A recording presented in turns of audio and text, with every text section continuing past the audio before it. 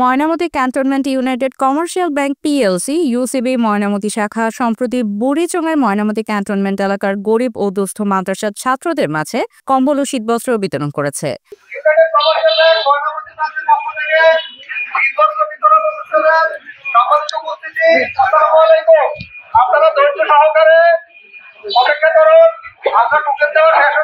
এই মানবিক কার্যক্রমে উপস্থিত ছিলেন ব্যাংকের ময়নামতি শাখার ব্যবস্থাপক তাজুল ইসলাম। এছাড়াও বিশেষ অতিথি হিসেবে উপস্থিত ছিলেন বিশিষ্ট ব্যবসায়ী মোস্তাক আহমেদ, যিনি ময়নামতির সেনা মার্কেট ও মদিনা ফিলিং স্টেশনের মালিক।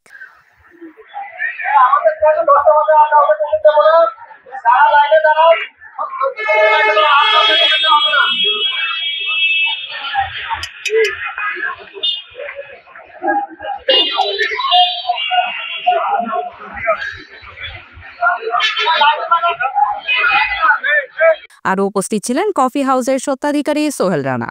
অনুষ্ঠানে আরও অন্যান্য গণ্যমান্য ব্যক্তিবর্গ অংশগ্রহণ করেন এবং উদ্যোগটিকে সফল করতে তাদের গুরুত্বপূর্ণ অবদান রাখেন। এই আয়োজন শীতার্তদের মাঝে উষ্ণতা ছড়াতে এবং সমাজের প্রতি তাদের দায়িত্ববোধকে প্রতিফলিত করতে একটি গুরুত্বপূর্ণ পদক্ষেপ।